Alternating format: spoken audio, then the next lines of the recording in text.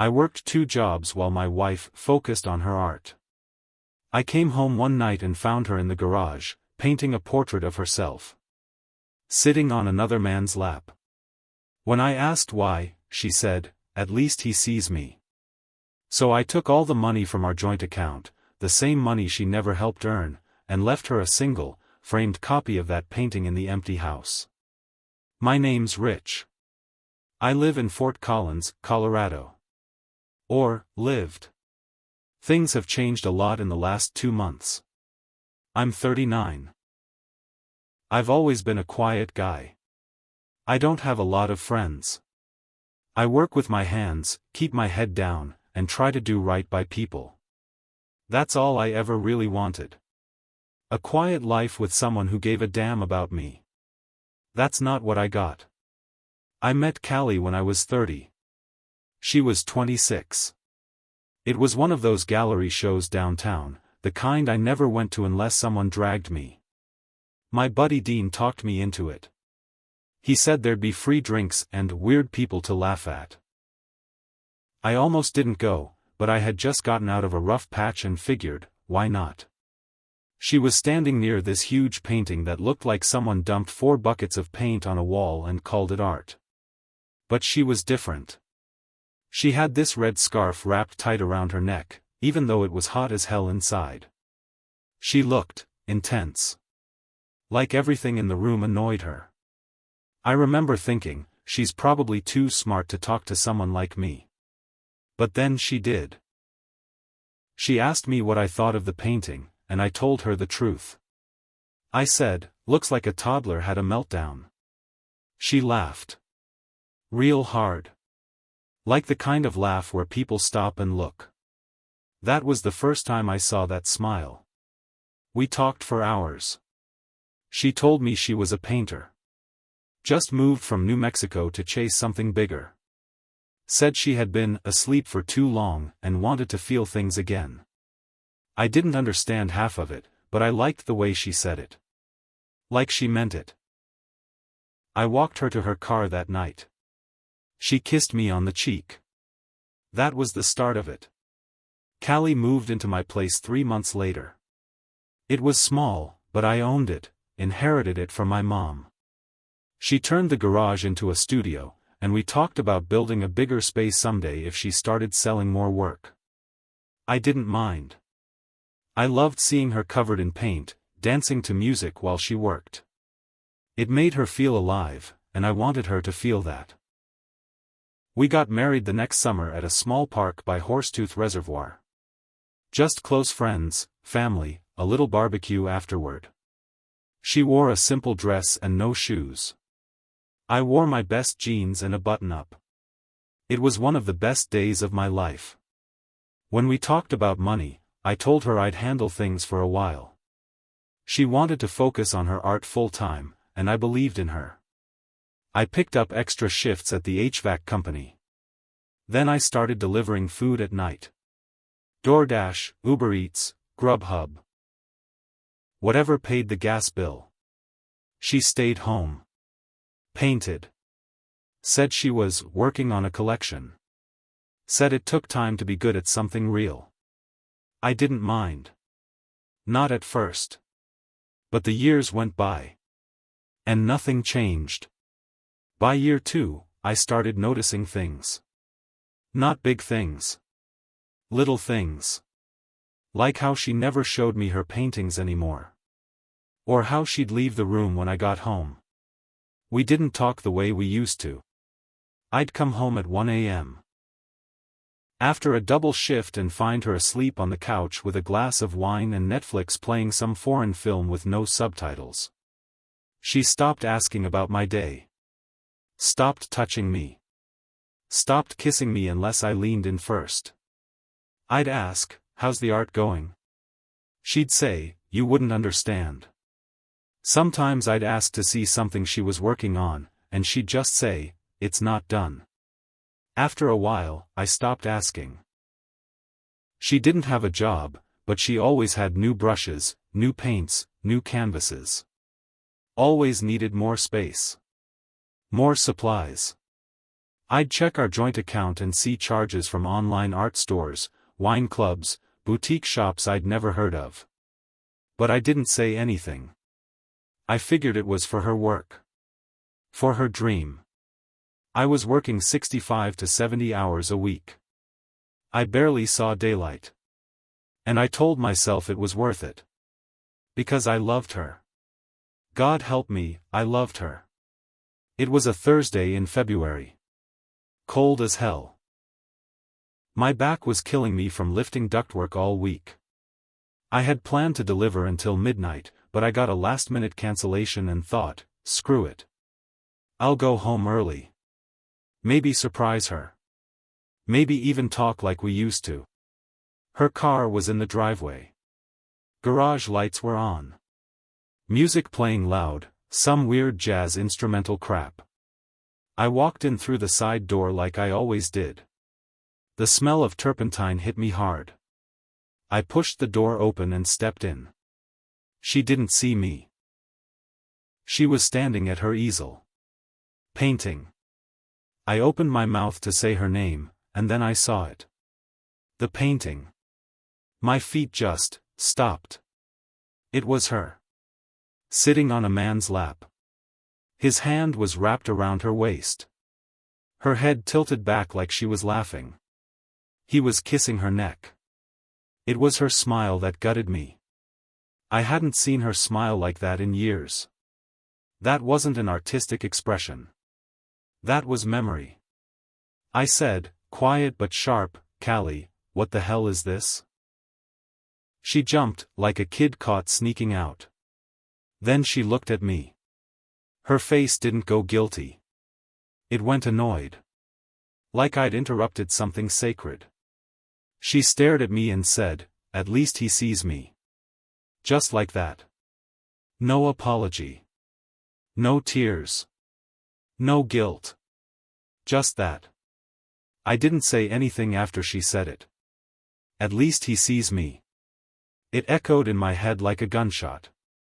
I remember just staring at her. At the brush in her hand. At the colors smeared on her apron. I could see red, blue, white, and that pale flesh tone she always mixed special. It looked like it had been used a lot. And that man in the painting, he had a scar under his eye. I hadn't noticed it at first. But now I saw it clear. That wasn't made up. That was real. I knew in that moment that she hadn't just imagined this man. She didn't create him. She had posed for that painting. With him. Sat in his lap. Let him touch her. And then recreated it, like it was art. I asked her, finally, who is he? She didn't even look at me. Just dipped her brush in water and said, it doesn't matter now. It doesn't matter now. 5 years of me working myself to the bone so she could chase this dream. 5 years of carrying both of us while she played misunderstood artist. And when I find out she's been screwing someone behind my back, probably for months, maybe years, she tells me it doesn't matter now? I walked out of that garage and sat in my truck for a full hour. I didn't cry. I didn't scream. I just sat there and thought. About every time I came home late and she was already asleep. About every weekend she said she had a solo retreat at a cabin to connect with nature. About the time she came home from a gallery event with her hair wet and no explanation. I started piecing it all together. The missed calls. The sudden changes in her mood. The months where she didn't even pretend to care that I was killing myself just to keep the lights on. She had been gone for a long time. I was just too damn loyal to notice. I didn't confront her that night. I didn't flip tables or scream. That's not who I am. Instead, I slept on the couch. She didn't come out of the garage. I heard her music stop around 3 a.m. Heard her footsteps upstairs. I waited. And I started planning. Over the next 3 weeks, I kept pretending things were normal. I kissed her on the cheek in the mornings. Asked if she needed anything. I went to work. Came home. Made dinner. I watched her. Watched how she didn't even hide the fact that she was texting someone else during dinner. Watched how she barely said a word to me unless I asked something. She was bold with it. Like she figured I'd never leave. Like she thought she had me so worn down, I'd just accept whatever she gave me. She had no idea. I made quiet moves. Got a P.O. box. Opened a new checking account in just my name. Transferred my paychecks to it. I moved important tools and heirlooms from the garage to a buddy's storage unit 2 towns over. She never noticed. Then I waited until she was gone for one of her solo art weekends. I knew exactly where she was, not at a cabin. She was with him. And I knew his name by then too. Brandon. I found him online. He was a local tattoo artist who bragged on Instagram about finding his muse. Guess who was in his most recent post, wearing my wife's scarf? Callie. In his chair. Smiling wide. She never looked that alive with me. That Saturday morning, I emptied our joint account. Every cent, roughly $42,000. That was my money. Every hour. Every missed holiday. Every sore back and cold drive and double shift. That was all me. She hadn't earned a dime of it. Then I packed everything I cared about, clothes, photos of my mom, my tools, my dad's watch, my fishing gear. And put it in the truck. The rest? I left behind. Except for one thing. I took that painting. The one of her on Brandon's lap. I had it professionally scanned and printed, big, glossy, framed. Cost me $180. Worth every penny. I hung it in the center of our living room, right above the couch. The rest of the house? Completely empty. I left the lights on. The keys on the kitchen counter. And a single note taped beneath the painting. All it said was, "He sees you. Good. Let him carry you now." Then I drove away. I didn't go far at first. Just to my buddy Dean's place. He lived 30 minutes out in Greeley and owed me a few favors. Told him the bare minimum, just that Callie cheated and I needed a place to crash. He gave me the spare room and a 6-pack without asking questions. The silence in that room was louder than anything I'd ever heard. For 2 days, I didn't hear from her. Not a single call. Not even a text. I don't know if she thought I'd come crawling back, or if she didn't care. Then, on Monday, I got an email. Subject: "What the hell did you do?" That was it. No, Rich, where are you? No, I'm sorry. No, let's talk. Just pure anger. She followed up with a voicemail. Screaming. Accusing me of stealing her future, ruining her studio, embarrassing her. She mentioned the painting. Said she couldn't believe I'd be so cruel. That was the first time I smiled in days. By Wednesday, the calls got nastier. Then came a message from Brandon. "Real classy, man. She told me you were abusive. Controlling. No wonder she left you." I didn't respond. I didn't have to. But something about that line, "She told me you were abusive," that stuck. She didn't just move on. She rewrote the story. I gave her everything I had, and now she was painting me as the villain. It wasn't enough to cheat. She had to destroy my name on her way out. That's when I decided to stop playing nice. I started gathering receipts. Texts. Bank records. Photos. I had 5 years of proof that I supported her while she contributed nothing. I didn't want to go public, I'm not that kind of guy, but if she kept pushing this narrative that I was controlling or abusive, I'd bury her in reality. Then Dean told me something that twisted the knife deeper. He ran into her at a grocery store. She was with Brandon. They didn't see him. But he saw them. He overheard her say, "It's so freeing now. I don't owe anyone anything. I can finally be who I am. No guilt. No shame. Just freedom. Freedom bought with my labor." So I made a burner Instagram account. Followed Brandon. Watched. Waited. 3 days later, they posted a photo together. Him behind her. Her holding a paintbrush. Caption, "Building our dream." Comments were full of local artists hyping them up. Friends saying things like, "Finally. You found your person."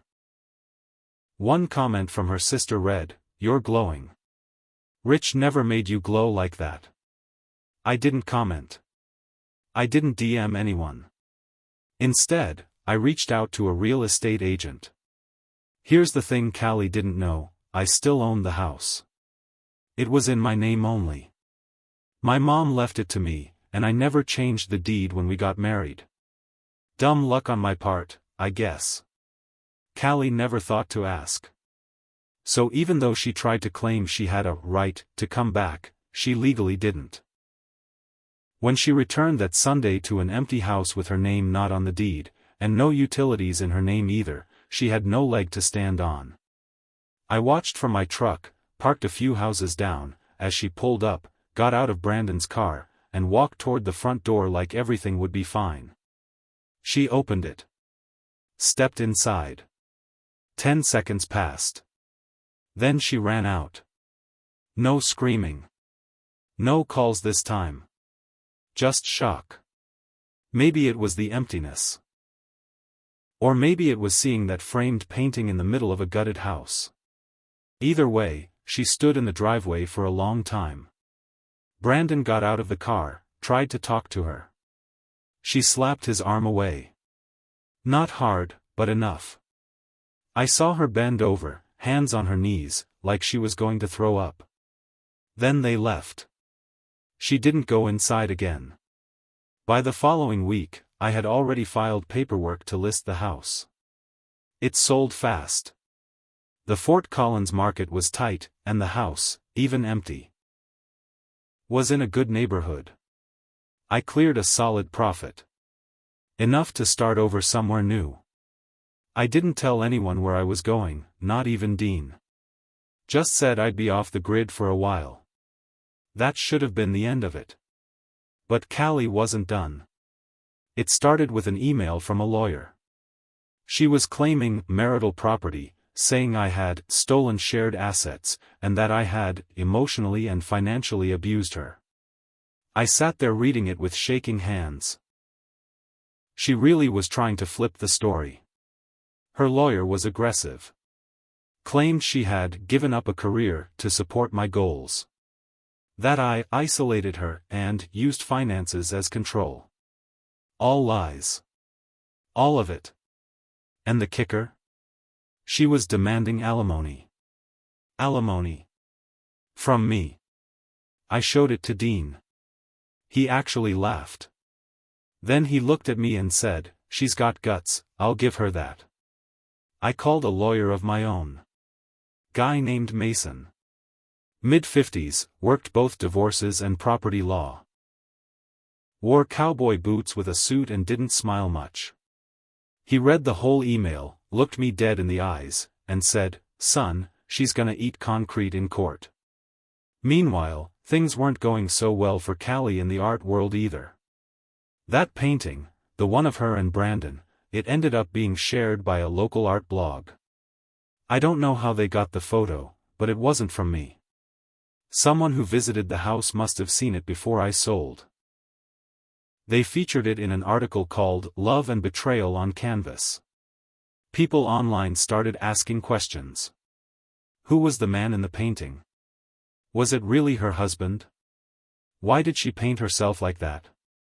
Then someone, probably Dean, commented anonymously under the post, dropping the truth: she painted herself with the guy she cheated on her husband with. Her husband found it. Took the painting. Left her the house empty except for that. It exploded. Some people called her bold, a modern-day Frida. Others called her a narcissist. A fraud. A parasite. The local gallery that used to feature her stuff quietly removed her page from their website. One small publication that had written a piece on her a year ago updated it with a note, "Artist no longer represented." Her Instagram went dark for a while. Then reappeared with the comments disabled. New posts were vague, artsy, and deflecting, things like, "Truth is subjective. Pain is paint." Barf. I don't know exactly when it happened, but Brandon vanished from her feed. First, the photos of him disappeared. Then the tags. Then a cryptic post from her, "People who claim to love artists don't always love the work it takes to heal." Translation? He dumped her. Dean swears he saw Brandon with someone new. A yoga instructor. Normal-looking woman. No drama. I can't say I was surprised. Guys like him don't sign up to carry the emotional weight. He wanted a muse, not a meltdown. The final email I got from her came a month later. No lawyer involved this time. Just her. Subject line, "Why are you doing this?" The body read, "You've turned everyone against me. You don't understand how much pressure I was under. You never really saw me. Brandon made me feel wanted. And now he's gone, and so are you. I made mistakes, but I don't deserve this. You didn't have to ruin my life. I hope you're happy." Callie. I didn't reply. She wanted me to feel guilty. She wanted me to carry her shame. But I was done. I left Colorado. Took the truck, the cash from the house, and whatever pride I had left, and drove south. No plan. Just state lines and gas stations. I ended up in a small town outside Lubbock, Texas. Found a short-term rental behind an old widow's house. Quiet. Warm. Far from everything. I needed the silence. I started journaling. Not because I wanted to heal, hell, I didn't even believe in that stuff. But because I had too much noise in my head. Writing it down helped me stop waking up every night with her voice in my ears. At least he sees me. 6 weeks into my new life, I got a call from Mason, my lawyer. "Rich," he said, voice low. She filed again. "What now?" "She's not suing you this time. She's trying to claim your story is defamatory. Says the painting was private. Says your online sabotage ruined her business." I laughed. I actually laughed out loud. Then Mason added, "She's also filing a motion for damages." "She doesn't have a damn leg to stand on," I said. "Nope," he agreed. "But she's loud. And she's persistent. And if she keeps making noise, someone's gonna listen." She wasn't trying to win anymore. She was trying to bleed me dry. I didn't plan to ever talk to her again. But I drove back. One weekend, I made the 10-hour trip and parked outside a little art pop-up event she was part of in Boulder. She had somehow talked her way into another local space. Smaller venue, less visibility. But she was there. I walked in. Her booth was almost empty. A few moody landscapes. A couple abstract messes. And, in the corner, one last attempt at self-glorification, a painting of a woman standing on a hill while everyone below pointed up at her. She was crying in the painting, but holding a crown in her hands. I stood there, staring at it. She looked up from her seat. Her face went pale. "Rich." "Hey, Callie. You can't be here." "I'm not here to fight," I said. "I'm here to tell you that if you file one more thing against me, one more motion, one more lie, one more claim, I'll take this public. Not anonymously. Not quietly. Full interviews. Paperwork. Bank statements. Timeline. The whole ugly truth. "You're threatening me," she whispered. "No," I said calmly. "I'm promising you that I've got nothing left to lose." "But you do." She stood there for a long time. Then she sat back down. That was the last time I saw her in person. The threats stopped. The emails stopped. She took the loss. As far as I know, she moved again. Some smaller city, maybe Santa Fe.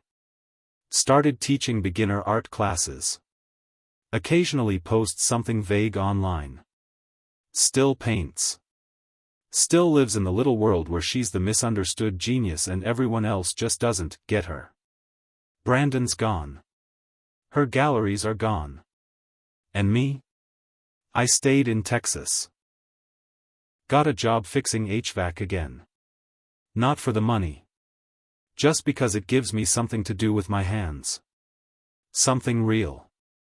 Something solid. There's a bar near the highway I go to on Fridays. Sometimes I talk to a woman named Marcy. She runs the diner next door. She's kind. Doesn't ask too many questions. I'm not proud of everything I did. I should have walked sooner. Should have seen her for who she really was. I let myself believe in something that was never real. But I don't regret how I left. I gave her the freedom she claimed to want. I gave her the picture she painted. I let her live inside it. And I walked out of the frame.